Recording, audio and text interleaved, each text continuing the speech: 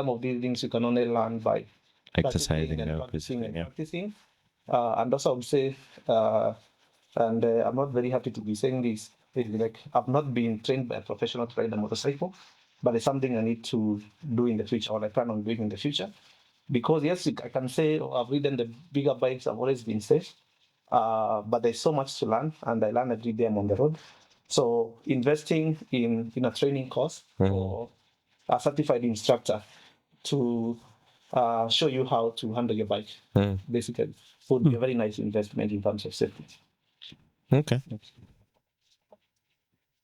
So the reason why I'm looking at the guy is I'm wondering what Tish will be taught. I'm wondering what Tish will be taught by. Do you mean I'll be the do you mean I'll be the tutor? Tish, by the time he's being taught how to corner, he's gone. The tutor will be finding him.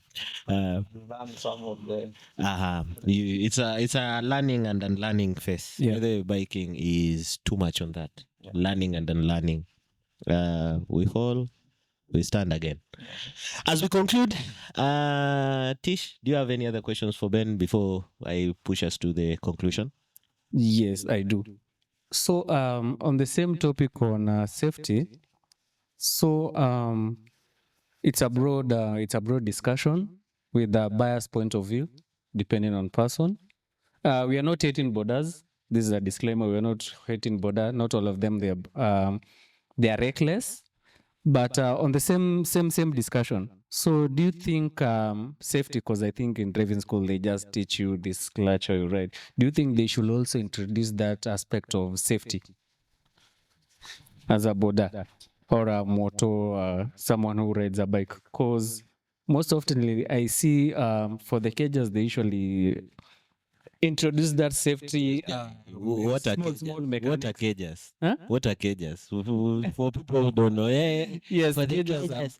who are cages? Cages are those drivers that drive cars, four-wheel. Thank you. I usually call them cages. So I was saying in driving school, they usually have a safety course where they can repair their cars. They have those, what's it called? Those lifeguards. No, lifesavers. Yeah, they can put on the road. But on the bike, I don't think they usually touch the aspect of safety. So do you think driving schools need to introduce that safety classes? Before we get to the level of even having defensive driving and also the safety aspect of being on the road, we would say that we will need to require the road users to have first of all gone to driving schools or taken the test and understand the aspect of how to be safe themselves and also how to make sure that everybody else that is using the road is safe. So, for example, in Kenya, not all the people riding motorbikes and also driving cars have gone to driving schools. Yeah. And so you can tell that by how they use the roads, for example, how they brake, they pass in places that are not supposed to be meant for vehicles. And that's, you can tell, for example, one aspect about it. If you come to Rwanda where even the commercial motorcycles, these people have gone to driving schools. You can see, for example, you not have so many issues if you're getting close to that biker and you're passing them on the road. Yeah. So I think it will be nice to, first of all, enforce the road users to have valid driving license.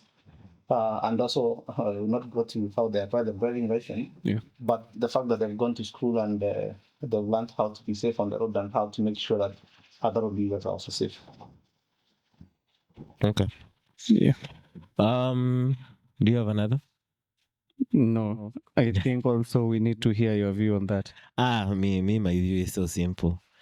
You guys, are you living in reality with border borders? Or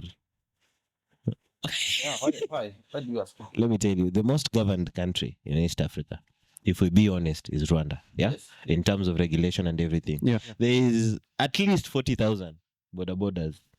In how small Kigali is. Yeah. Managing 40,000 border borders in Kigali is close to chaotic. As much as the regulation is stringent, we can go to any police station here. The largest number of automotive that feels like they have been arrested will always be motorcycles, the border. having that type of regulation, I don't know how we are going to do. I think it's more like character more than even anything else. We've not gone to Kampala. We've not gone to Tanzania. In fact, Tanzania, borders, the police, sorry to say, but in Tanzania, police don't give a damn, sorry about that, about motorcyclists. Helmet, Rwanda is the only place where motorcyclists are very key on helmet. Yeah. And one person as a passenger on the border. Yeah, the pillion. Yeah. Uganda, I've just seen on my phone someone laughing. Uganda, 4 people. Motorcycle. Yeah. Same to Kenya. Let's Yeah. not speak like Kenya is a saint. Yeah. Kenya, even 6 can do. Borders. And the reasoning of border is basically based on 2 things. The amount of money to be made and the time. So amount of money is based on how much cost he's saving. So if he's going to cut on fuel, you forget. If he's going to save on safety gear, he will do it. If he's going to save on being careful on the road, he will do it. You get? Yeah. So I don't know. It's a consecutive process of teaching them and them also seeing. And I think this is where us private bikers play a very big role. You can clearly see how we go out when we go and have a road safety campaign. Give them reflectors, give them all those kind of. You can see they actually respond a little bit better when we are riding with them, when they see the organization that we have in terms of road etiquette, not blocking traffic, riding in an organized way. They learn from that.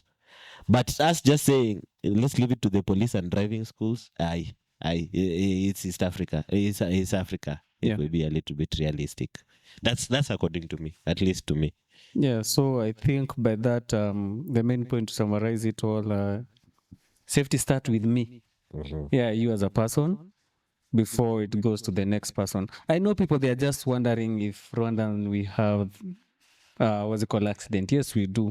But they are not severe compared to Kenya or Uganda. Having that our speed is 60, they are just minor scratches because also the speed is 60 limited. So they are not fatal like Kenya. Because in Kenya, actually in Kenyatta, we are not endorsing anyone. So in Kenyatta, there is a wing only for motorcycle accident because there are many. So I'm thinking also speed also is factor because speed is part of the safety because we can't have safety even if you're wearing gear and everything. Also, there is this factor of speed. So, and Rwanda has done it properly. I think he has done it well because the highest speed in the country is like 80 kilometers outside. I haven't seen even 100 in this country. Yes, it's 80. And it's like for less than, it's few hundred meters. Then you get 60, then you find a hidden camera somewhere. Rwanda. Yeah. So, Bill, next question. No, I think we are heading. I'm going to ask Ben final question, a random question as we complete. And it's going to be very short and precise. And this is going to happen for every guest that we are going to have in the show as we complete. He's going to answer and then we complete the show. Ben, to a non-biker or a person who doesn't understand, even to some bikers, how would you best define CC? I know that's a random question out of anywhere, but I just thought about it. CC, it's basically the capacity of your bike. So the common numbers that you have in biking, we have 125, there is 150, this is very common, 175 not very common, and 180. But you have 200, we have 250, 300 is also common, then you have 400, there's also 500, they're also common, I think 600, then 750 few, 800 class, and then 1000, all the way to 1400. I would say it's basically, I don't know how the technical term of how to explain what it is, and the difference between CC and horsepower. But think of it like the higher the number, the more powerful your motorcycle is. That's actually a good explanation. Yeah. Okay. Thank you so much for joining our podcast today. Thank you so much, Ben, for making time. It is another wonderful story. As much as it's a German Shepherd story, I'll take my Hater. I'll take my L. It's etiquette. It's just that I'm a host in the show. I'll have to accept. But meet me out there and speak about BMW. It's gonna be war. But thank you so much for everyone who's joining us every time we post the podcast.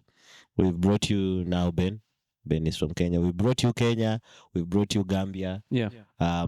Stay tuned as we continue with all this podcast. It's not a must that the guests are from East African countries. We have a lot of nationalities in East African countries, and especially the biking community. We want to bring you a taste of everything. You learned that Ben is in tech. Cheers, my tech people. You will get. We have different professions, so stay tuned. Next is going to be probably a Rwandan, a Ugandan, a man or a lady. It's going to be a little bit of a change. But thank you so much. And this is your boy Ghost. And I'm going to say it slowly one more time. The man, Sure. the legend. Keep it tuned in. And my co-host is Tish, baby boy. That will censor. Anyway, it was pleasure having you, Ben, around. And hope to see you on the road. Though before we close this, we'll be having. We have started to have one fun fact. So everyone has to answer this. So we'll start with you, Ben. What is the weirdest thing have you carried on your top books? Weirdest thing. Yes. What is so random?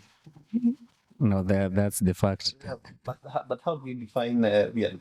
It depends. It's you. They told you German Shepherds. Yeah. Carry everything, shoes. But shoe is not weird. Yeah. We need one weird thing. I don't carry drugs, so What? yeah, I don't know. I don't know what even fits it. I be thinking about it. Bill, Ghost, Eggs. eggs. Boiled eggs. Yeah. Ben. Yeah. Man, I can't press my head on something that is in the category of weird. Interesting. You? What have you carried? Blow dry. Go drive. Yes. Okay. Yeah. Do you want me to explain? No. Before we start judging? Who was the pillion? Who was the pillion? No, it's not about the pillion. Who was the I pillion? was going for a ride with the BMW, then passed through a car wash because they usually what's it called spray wash it. Then I was to use the blow dry to dry it up. Guys, tumebebwa. We've been carried intelligence. Kama ile kitu. We've been carried, but it's okay. Yeah, You good? yeah. Ben, last words. Yeah, thank you for having me. It's been great having this conversation. And I hope to continue this conversation with good work you guys are doing. So thank you and cheers. See you posted. Man, subscribe.